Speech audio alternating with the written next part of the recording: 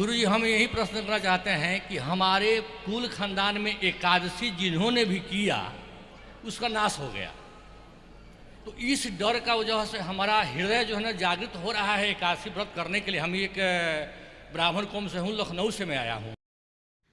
नमस्कार दोस्तों, स्वागत है आप सबका हमारी नई वीडियो में। आज हम फिर लेके आए हैं दो संतों के विचार। एक तरफ हैं अनिरुद्ध आचार्य जी, दूसरी तरफ हैं संत रामपाल जी महाराज जी। तो दोस्तों, आज जानेंगे हम व्रत उपवास के बारे में। संत रामपाल जी महाराज जी का क्या कहना है और अनिरुद्ध आचार्य जी का क्या कहना है।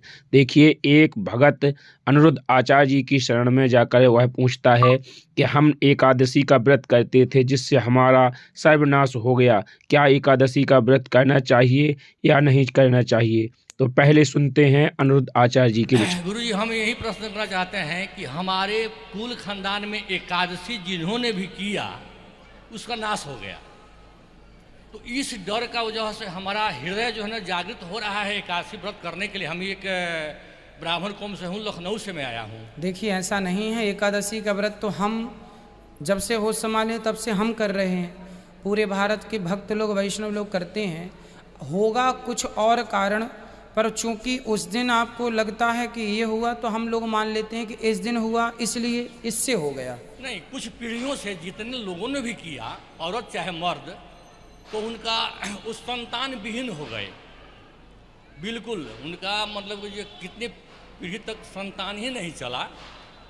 तो जो प्रेजेंट में जो दिखाई देता है तो आदमी थोड़ा सा उसमें थोड़ा डर तो हो ही जाती है।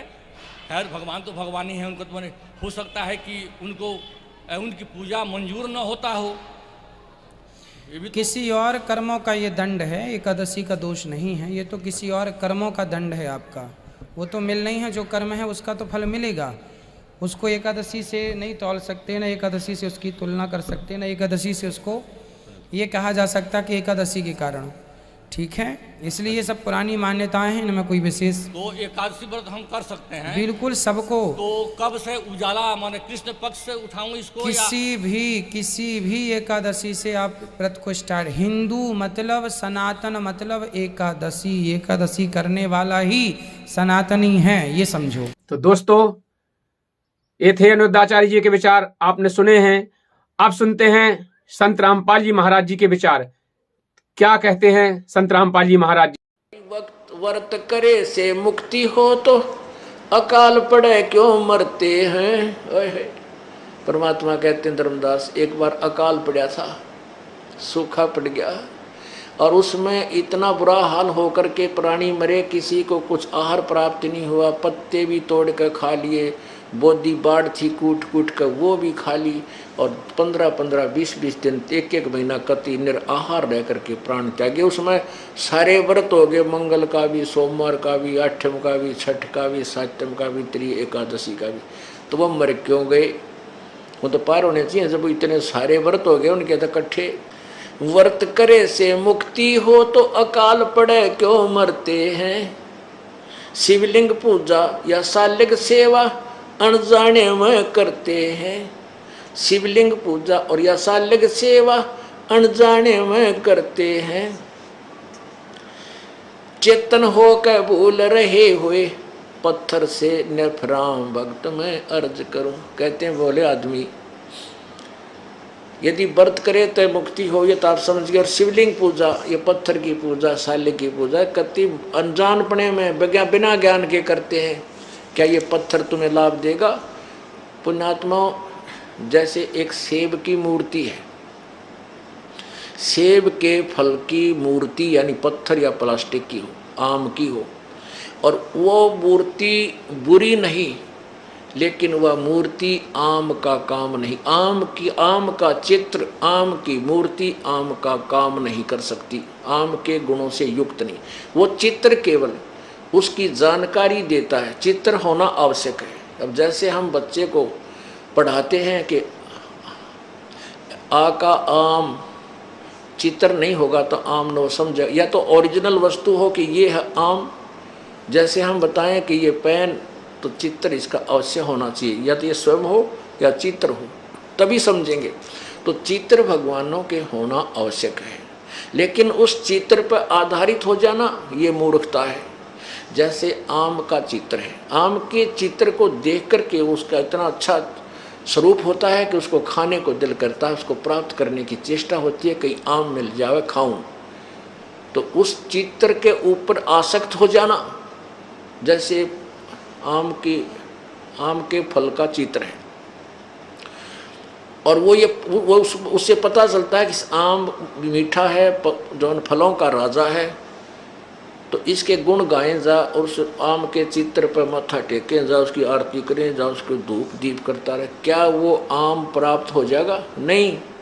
वो चित्र में जो आम है उसको ओरिजिनल को पता कर, वो कैसे विधि है, उसकी विधि न्यारी है। वो चित्र वाले आम को प्राप्त करने की उसकी विधि है कि पहले मजदूरी कर, फिर जेब में पैसे लेकर बाजार में जा और आम पुकार और लेकर फिर खा। ये पत्थर जो शिवलिंग तू लिए फिरता है, जो तू भगवान शालिग्राम विष्णु जी की मूर्ति ले रहा है, इस मूर्ति से, ये मूर्ति भगवान की है, ये भगवान नहीं है। ये मूर्ति सेब की है, ये सेब नहीं है मूर्ति। ये मूर्ति वाला जो चित्र तू लिए फिरता, भगवान विष्णु की मूर्ति चांदी की बना रखी है, चाहे पत्थर की ले रहा है, ये भगवान विष्णु नहीं है, ये उसकी केवल मूर्ति है। आप उस भगवान को प्राप्त कर, उस सेब को प्राप्त कर, उसकी विधि न्यारी है, उसकी मजदूरी कर पहले, उस मजदूरी से फिर वहाँ पहुँच। जैसे नाम के सिमरन साधना या मजदूरी है, इससे वो भगवान तुझे लाभ देगा। अब व्रत करने का गीता जी मना किया है, देखिएगा 6 अध्याय का 16वां श्लोक। ये गीता ज्ञान कहता है, दाता कहता है अर्जुन यह योग, ये देखिए श्रीमद् भगवत गीता 6 अध्याय का 16वां श्लोक, ये 6वां अध्याय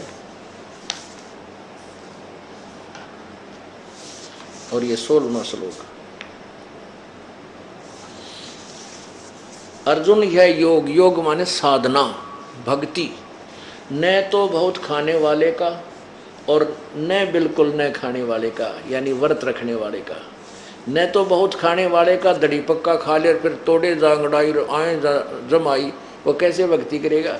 अल्पाहार करे, यानी खाने योग्य खावे, घना नहीं खावे। और बिल्कुल ना खाने वाले का, जो बिल्कुल नहीं खाता, वो व्रत रखता है। और न बहुत सहन करने वाले का, यानी सोने वाले का, और न सदा जागने वाले का ही सिद्ध होता है। यानी न तो घना खावे, ज़्यादा खाने से भी आलस बनता है, और ना बिल्कुल ना खाता, उसके वैसे पसीने आए रहे। आप एक दिन रोटी छोड़ कर देखो, क्या हाल होगा आपका।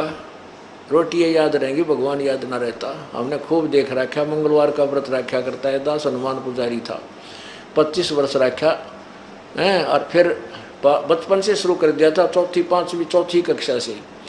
बालक थे, बचपन में भूख वैसे ही नहीं मुश्किल से सहन होती है, तो 12 बजे पाछे बताई थी, 12 बजे के बाद खाना खा सकते हो। तो 12 बजने मुश्किल हो जाते, वो नो देखे जाते 12 कब सी बजे होंगे, सूर्य इधर आ ले, जब गाड़ी भी ना थी सी। तो वो रोटी याद रहा करती, हनुमान ना याद रहा करता। हनुमान जी ने सांझ नहीं याद आया करता, जब वो उसका 40 का टाइम होया करता, या प्रसाद बांटा करते 100 रुपये की बूंदी, और उस समय कल्याण समझते थे। तरह के जे भाई, जिन हर जैसा सुमरिया ताको तैसा लाभ, ओसा प्यास न भाग ही जब लग दसे नि आप। तो दोस्तों, आप लोगों ने दोनों संतों के विचार सुने हैं। आप कमेंट बॉक्स में अपनी राय जरूर दीजिए, कौन से संत सही बता रहे हैं, कौन से संत गलत बता रहे हैं। तो हम आपका इंतजार करेंगे, आपके कमेंट का। फिर मिलते हैं नेक्स्ट वीडियो में, तब तक के लिए नमस्कार।